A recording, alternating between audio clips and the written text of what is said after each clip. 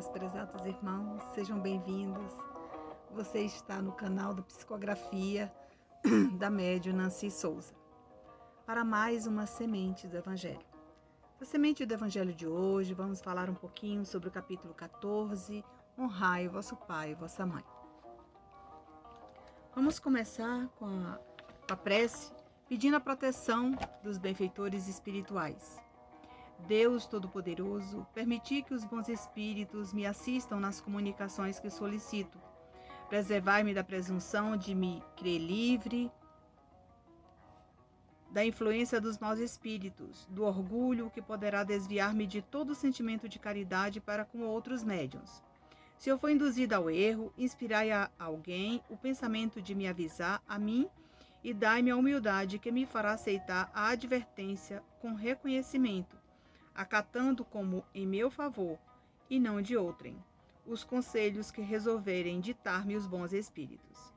Se for tentado a fazer mau uso ou a vangloriar-me com a faculdade que eu vos aprouve conceder-me, eu vos rogo que de preferência a aniquileis, não consentindo que seja desviada do seu fim providencial, que é o bem de todos e o meu próprio adiantamento moral.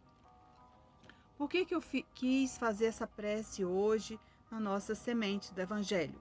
Pedindo proteção aos mensageiros de Deus, aos espíritos de luz, para que esteja conosco nesta noite, nesse comecinho de noite, final de tarde, onde você está aí recebendo as nossas mensagens do Evangelho. Que Deus nos proteja, que os bons espíritos nos inspirem e que Jesus seja a nossa fortaleza a seguir seus passos, firmes, fortes e confiantes.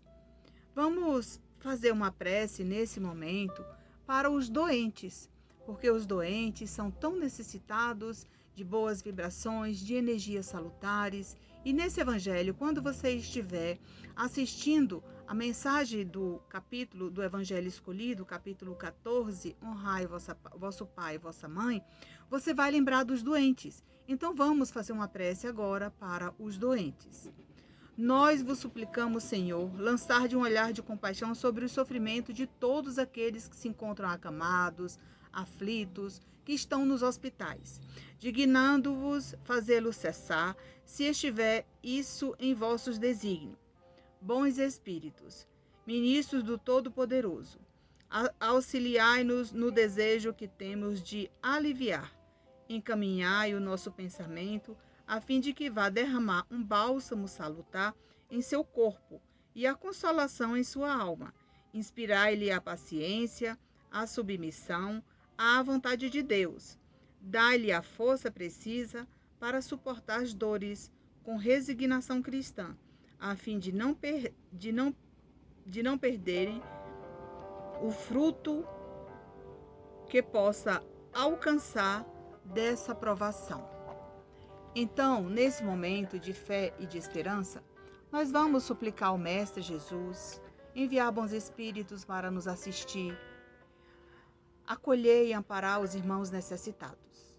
Amado Mestre Jesus, nós te pedimos que nessa tarde, início de noite, que todas essas pessoas que venham assistir esse Evangelho dessa noite, possam sentir a presença da espiritualidade, dos benfeitores espirituais, das energias salutares, das vibrações de amor enviadas pelo nosso grupo a serviço do Evangelho do Cristo. Que Deus nos proteja. Capítulo 14. Honrai vosso pai e vossa mãe. A ingratidão dos filhos e os laços de família. Item 9. A ingratidão é um dos frutos imediatos do egoísmo. Revolta sempre os corações honestos, mas a dos filhos em relação aos pais tem um caráter ainda mais revoltante. E particularmente, sobre esse ponto de vista que vamos considerá-la para analisar-lhe as causas e os efeitos. Também nesta questão, como em tantas outras, o Espiritismo vem lançar luz sobre um dos problemas do coração humano. Quando o espírito deixa a terra, leva consigo as paixões ou as virtudes. de sua natureza e vai para o espaço se aperfeiçoar, ou permanece estacionário até que deseje esclarecer-se. Alguns partiram cheios de ódios, violentos e desejosos de vingança, insatisfeitos. Mas pela compreensão que alguns têm, por estarem mais avançados que os outros, consegue distinguir algo da verdade. E compreendendo os desastrosos efeitos de suas paixões, tornam então boas resoluções. Reconhecendo que para chegar até Deus há somente um caminho, a caridade. Acontece que não há caridade sem o esquecimento das ofensas e das injúrias. Não há caridade com ódio no coração e não há caridade sem perdão. Nós vamos lembrar aqui que esse trecho é fundamental, é importante para você que está aqui, principalmente aqueles que estão implantando o evangelho em seus lares, para reconhecer que muitas vezes, como está aqui no evangelho, quando você reflete sobre essa leitura, assim um tanto pesada, que às vezes você diz, nossa, eu não pensava que era assim. Acontece que não há caridade sem o esquecimento das ofensas e do perdão também, né? E quando ele fala aqui que quando o espírito deixa a terra magoado, aflito, às vezes com uma condição mal resolvida com a família, e quando ele deixa a terra, né, lá por vários motivos, ou às vezes por uma enfermidade, nós não sabemos a sua condição no mundo dos espíritos para ir em busca de uma carta consoladora, de uma notícia num centro espírita, de uma orientação até mesmo para compreender e entender por que a gente sofre, por que a gente desencarna às vezes, num desencarne tão trágico, né? E aí nós vamos lembrando que o Evangelho, ele nos esclarece. Se você lê direitinho, que quando ele diz que a ingratidão é um dos frutos imediatos do egoísmo.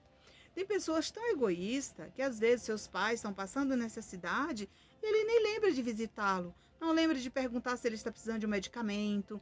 Não lembra de nada. Outros até pegam aquele paizinho com aquela aposentadoria simples e colocam no asilo, porque nunca mais ele vai lá visitá-lo.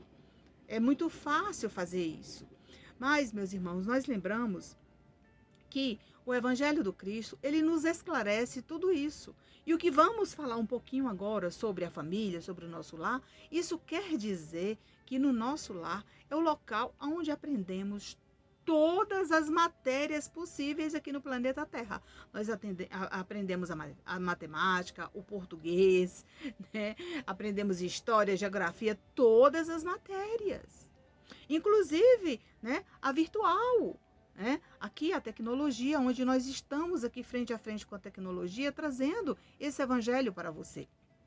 Vamos lembrar também que é o lugar onde aparamos as arestas, onde nós nos abraçamos, choramos, brigamos, montamos aquele cerco de harmonia e desarmonia, e no dia seguinte a gente está tudo bem porque é família.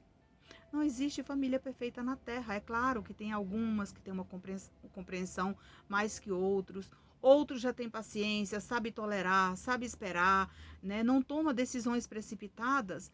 Mas, ao mesmo tempo, nós vamos lembrar que tudo isso, as coisas mais difíceis, elas não acontecem fora do nosso lar. Ela acontece dentro do nosso lar. Com exceção, muitas vezes, do trabalho, de um chefe difícil, de um colega que não tolera, às vezes tem alguma coisa mal resolvida com ele, e ele quer, muitas vezes, destilar aquele veneno em você. Tem também aqueles que são maledicentes, que adoram, né, colocar aí, expor a vida das pessoas, muitas vezes desconhecendo o que eles passam entre quatro paredes. Então, essa questão aqui é fundamental você estudar o Evangelho, capítulo 14, honrai vosso pai e vossa mãe, que você vai descobrir por que a gente sofre, por que a gente tem que estar ali naquele ambiente aparando as arestas, né? No futuro, os lares haverão de transfundir-se em um amplexo divino, de maneira que a terra representará um só lar, um só chefe, nosso Senhor Jesus Cristo. e a função dos componentes dos lares será de obediência às leis naturais, sem perder os direitos pertinentes às criaturas ofertadas pelo Criador, do livre-arbítrio, da escolha dos caminhos nas diferentes estruturas da vida. Então, aqui nós temos o livre-arbítrio para fazer as nossas escolhas todos os dias da nossa vida. Não importa o que você fez ontem, o importante é a sua melhora no dia de hoje. Você errou ontem, não fez o bem que tinha condições ou que você tinha vontade e não deu tempo, faça o bem hoje a essas pessoas que você deseja fazê-lo hoje do seu lado, aí no seu lar. Às vezes, uma desavença, um desentendimento ali com a mãe, com o pai, com a esposa, com o filho. Vai trabalhar, quando você chegar, abrace eles, né? Fala que nós somos imperfeitos, estamos aqui como espíritos em aprendizado e nós podemos errar. Mas também nós temos que ter a humildade de dar o primeiro passo para perdoar. Porque essas criaturas também estão em busca de crescimento, de melhora, e você também está no mesmo caminho, entendeu? Teu lar é algo do céu a te procurar na terra. É uma universidade em miniatura, com muito mais perfeição do que todas as outras do mundo. Veja bem, veja bem. Teu lar é algo do céu a te procurar na terra, os espíritos afins que você conheceu no mundo dos espíritos, que vocês lá se reencontraram e conversaram ali, fizeram uma reunião com Deus para que na terra vocês viessem como família, viu aí? E aqui ele continua. É uma universidade em miniatura, com muito mais perfeição do que todas as outras do mundo. Porque a gente vai moldando, gente, aquelas nossas imperfeições diárias dentro do nosso lar. Você já percebeu que tem alguns filhos, né? Essas casas que tem muito, é uma casa cheia de filhos, de pessoas que são diferentes. Você já percebeu que tem aquela mãezinha que sofre, né? Que uns gostam de feijão, outros gostam só de arroz, outros não gostam de carne, outros comem ovo. E ali tem aquela luta diária para poder agradar todo mundo, né? E aí chega aquele que não conhece as dificuldades daquela família e diz assim, deixa que cada um faça a sua comida da forma que desejar. Mas às vezes, será se essa família está, né, nessa condição de escolher o que vai comer ou de escolher comer aquilo que está pronto, né? Então a gente tem que observar isso também. Veja bem, basta dizer que no lar podes assistir ao maior espetáculo fenomênico, a gestação de uma criança, o fenômeno do crescimento e a grandeza do amor. O lar é também um grande laboratório em plena função na vida e pela vida. Veja bem, quando você está ali no conforto do seu lar, você formou sua família, né? Começa ali a sua esposa e de repente ela fica grávida, você começa a apreciar aquela beleza, né? Aquele germezinho, aquele grãozinho que está lá dentro, né? Aquele ser de luz que está dentro do ventre, né? Aquele óvulozinho que ele vai crescer, e ele vai sendo apreciado, desejado. E quando você conversa com ele lá na sua barriga, você vai sentir, você vai perceber que ele também te ouve. Ele também tem sentimento. Ele também concorda com tudo isso que você está fazendo. Ele concorda com todas as verdades que está ouvindo, vindo até mesmo da família, né? Olha, você está sendo muito desejado. Eu vou hoje comprar os sapatinhos para você. Amanhã eu vou comprar os casaquinhos. Depois eu vou fazer um encontro, né? Um chá de bebê para arrecadar suas fraldas, arrecadar as meinhas, as roupinhas, né? Vou preparar o seu quartinho, comprar ali o carrinho do bebê, o berço. Então, tudo isso, gente, é uma forma de crescimento, esse espetáculo fenomênico através da gestação, né? O lar é a microcélula do grande corpo da vida. O lar, célula divina instituída para a perfeição do todo. É aí que os seres humanos haverão de conhecer mais de perto a necessidade de amar, de perdoar e de trabalhar em prol da humanidade. Por isso devemos dizer que o lar é uma grande contribuição de Deus para o nosso progresso. Então, aos poucos, você já percebeu que você vai progredindo em seu lar? Se você observar todos os dias, quando você terminar um trabalho fora de casa, que quando você chega, né? E você começa a crescer, né? Você começou a ir lá para o jardim da infância, depois você foi para a alfabetização, mais tarde você foi para o ensino fundamental, depois você foi para o ensino médio, mais tarde você foi fazer uma graduação e veja, o seu crescimento está dentro do seu lar. E daí a pouco você vai estar ajudando os seus familiares, fazendo um concurso, passando num concurso para ajudar nas despesas de casa. Tudo isso é crescimento, tudo isso é o laboratório do seu lar. E quando você perceber, você vai dizer, nossa, aquela mensagem dos laços de família que eu assisti outro dia lá no YouTube, no canal da Psicografia no Evangelho, uma leitura simples, sucinta, mas de grande valia para a minha reflexão. E aí você vai entendendo que tudo isso faz parte do seu crescimento espiritual aqui na Terra. Não somente material, mas aí o material você já viu que eu te mostrei, mas o espiritual é você analisar a cada dia que você está sendo mais amoroso, benevolente, está aprendendo, mesmo que devagar, como ele falou ali, a exercitar a caridade com você, com a sua família, dentro do seu lar. E qual é a caridade? Contribuindo com as despesas, sem reclamar, aceitando as coisas que você não pode mudar, mas que você pode deixar a sua sugestão para melhorar. Aceitar tudo aquilo que você está observando, mas que são pessoas que muitas vezes visitam o seu lar e que têm comportamentos e atitudes diferentes da sua e que você também tem que respeitar. Então, os laços de família, meus irmãos, não é somente essa família construída aqui dentro do meu lar. Não, é a família de toda a humanidade como um todo. Você vai atribuindo tudo isso e vai levando para o seu lar e observando as dificuldades que você passou, as dificuldades que você enfrentou para chegar até aqui, mas que você venceu. E aqui continua, o homem desse lar e a mulher dessa casa devem convergir para as ideias nobres, os costumes dignos e os feitos humanos que correspondem à moral ensinada pelas escolas cristãs e aprovada pela consciência. E aqui a gente vai observando o quanto Deus é bom, porque tudo fica gravado na nossa consciência. E estudando o Espiritismo, estudando as mensagens do Evangelho, você vai perceber o quanto você vai entendendo porque sofri. Por que eu sofro? Porque eu sofri no passado. Eu não esqueço daquele sofrimento e hoje eu continuo sofrendo. Por que eu tenho que passar por essas dificuldades? Por que eu estou nesse lar que só tem problema, que só tem desavença, que só tem desunião? Mas será se eu não posso resolver isso? Modificando as minhas atitudes, meu comportamento, porque eu posso ajudar o outro.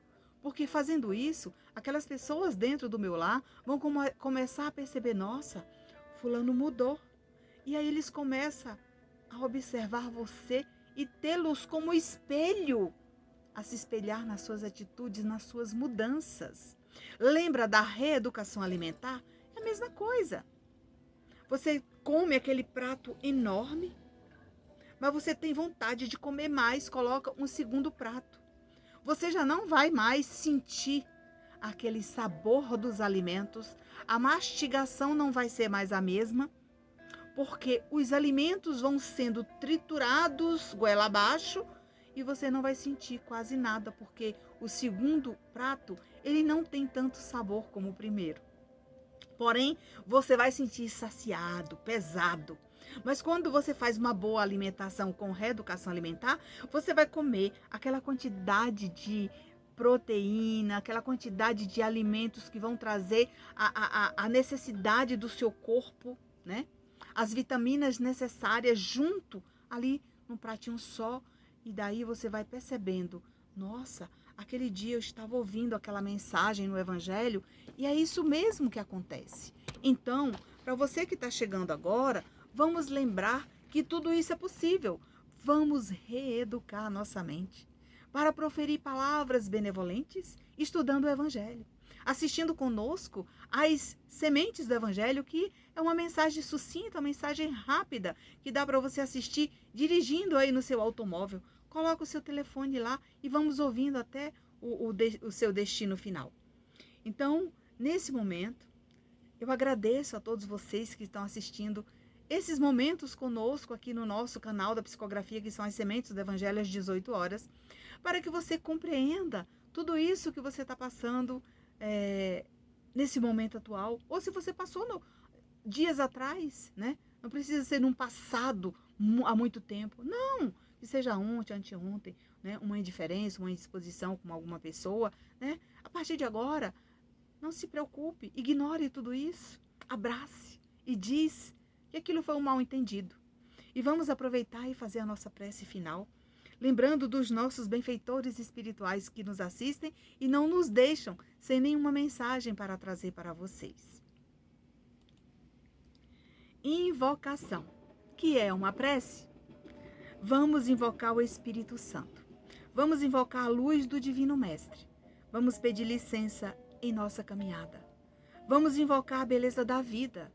Vamos invocar a paz e a alegria de viver em comunidade. Vamos invocar o espírito natalino em favor daqueles que não conhecem o significado do Natal. Vamos invocar o amor ao próximo e que ele seja verdadeiro. Vamos invocar os espíritos de luz para que eles possam nos acompanhar sempre. Vamos fazer a união dos irmãos para que todos possam orar e vigiar os pensamentos.